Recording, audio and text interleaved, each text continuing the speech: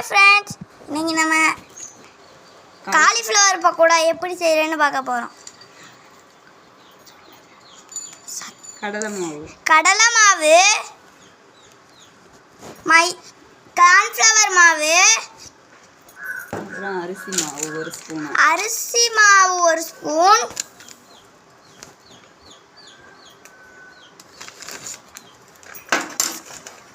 மிளகாப்பொடி,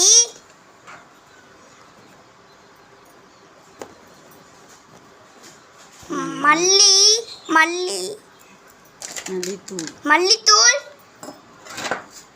மங்களகரமா மஞ்சள்,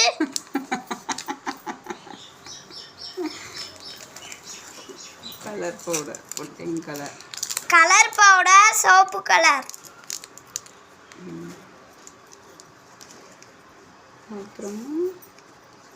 பெப்பர்,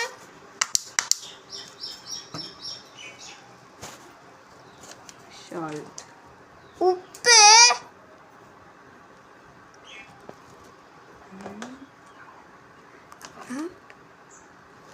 இஞ்சி பூண்டு,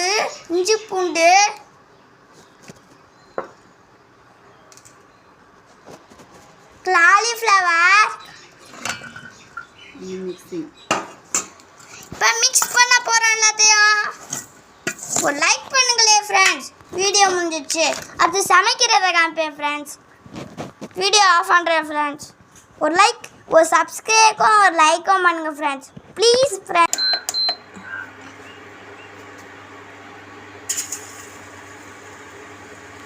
காலிஃப்ளவர் போட்டு வறுக்கிறாங்க.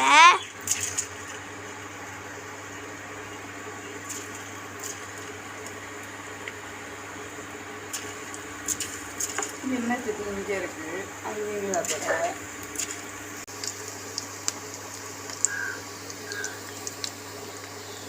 அதில் பேசினா ரெக்கார்ட் ஆகுங்களா?